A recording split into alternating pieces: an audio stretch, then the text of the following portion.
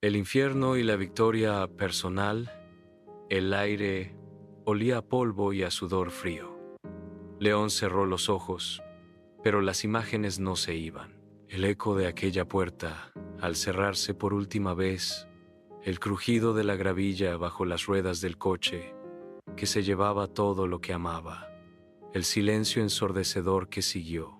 Ese era el umbral, el principio de su infierno personal. No eran llamas ni demonios con tridentes. Su infierno era más insidioso, más cruel. Era el zumbido constante de la culpa en sus oídos. Un enjambre de avispas dentro de su cráneo que no cesaba ni al amanecer. Era la casa vacía, cada objeto inanimado convertido en un acusador mudo. La taza de café que nadie usaría. El sillón desgastado que guardaba la forma de un cuerpo ausente. El espejo del baño, que solo reflejaba un rostro ajado por la pérdida. Cada mañana era un descenso renovado. Levantarse era arrastrar cadenas invisibles forjadas en remordimiento. Respirar era tragar ceniza. El mundo exterior, con su sol implacable y sus risas ajenas, era solo un decorado grotesco, una burla a su dolor encapsulado. Las noches eran peores. La oscuridad amplificaba los susurros. Podrías haberlo evitado. Fallaste. Mereces esto.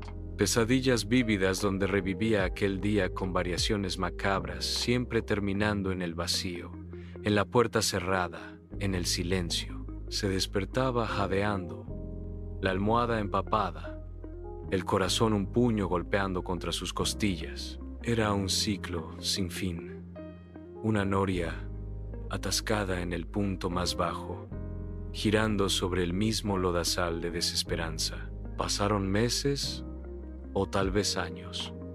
El tiempo había perdido su significado en aquel limbo autoimpuesto. León se convirtió en un fantasma en su propia vida, cumpliendo movimientos mecánicos, trabajo sin alma, comida sin sabor, existencia sin chispa.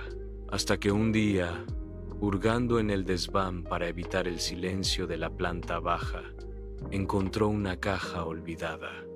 No eran fotos felices, no eran recuerdos luminosos, era el proyecto abandonado. Los planos meticulosos, los bocetos llenos de esperanza, las notas garabateadas con una energía que ya no reconocía. Era el sueño de construir algo con sus propias manos.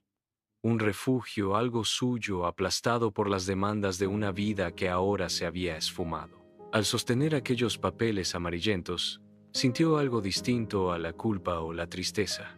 Sintió una chispa de rabia, una rabia sorda, profunda, dirigida no hacia afuera, sino hacia la criatura en la que se había convertido.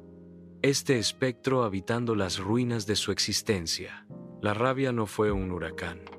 Fue un goteo lento y persistente que horadó la piedra de su apatía. Una mañana, en lugar de quedarse mirando al techo, sintiendo el peso del infierno sobre su pecho, se levantó, no con brío, sino con la pesadez titánica de mover una montaña. Cogió un martillo que estaba oxidado en el garaje. Miró la pared del comedor, la misma donde la ausencia resonaba con más fuerza. Sin pensar, sin planear, alzó el martillo y golpeó. Un pedazo de yeso saltó. El ruido fue brutal en el silencio sepulcral. Golpeó otra vez y otra. Cada golpe era un latigazo contra los demonios internos. Un desafío rudo al vacío. No sabía qué iba a hacer con ese agujero, pero verlo ahí, crudo, real, fue una liberación infinitesimal, un minúsculo acto de rebelión contra el infierno que lo consumía. No fue una epifanía instantánea. El infierno no se retiró con elegancia. Los días siguientes fueron una guerra de trincheras en su propia mente. La culpa volvía. Las imágenes dolorosas asaltaban su vigilia. El silencio seguía siendo opresivo. Pero algo había cambiado. Había una fisura en la pared de su prisión. Empezó pequeño. Reorganizó el taller polvoriento. Tiró cosas inútiles que eran relicarios de dolor. Limpió una ventana y dejó que la luz del atardecer tocara el suelo por primera vez en años. El proyecto abandonado volvió a su mesa, no con la ambición de antes, sino como un ancla, una tarea concreta que lo sacaba del torbellino de sus pensamientos. Cada línea trazada, cada cálculo revisado, era un paso fuera del fango mental. Descubrió que el trabajo manual, el esfuerzo físico de cortar madera o mezclar cemento, era un exorcismo. El cansancio del cuerpo silenciaba, momentáneamente, el tormento de la mente. Hubo recaídas, días negros donde el infierno parecía reclamar todo el terreno ganado, donde volvía a la cama vencido, convencido de que la lucha era inútil. Pero incluso en esos abismos, recordaba el sonido del martillo golpeando la pared, la sensación del sudor corriendo por su frente mientras cerraba una tabla, el fugaz destello de propósito al ver un ángulo perfecto. Y al día siguiente, o al otro, volvía a levantarse, volvía a la mesa de trabajo, volvía a luchar. La redención no llegó con trompetas. No hubo un perdón milagroso ni el regreso de lo perdido.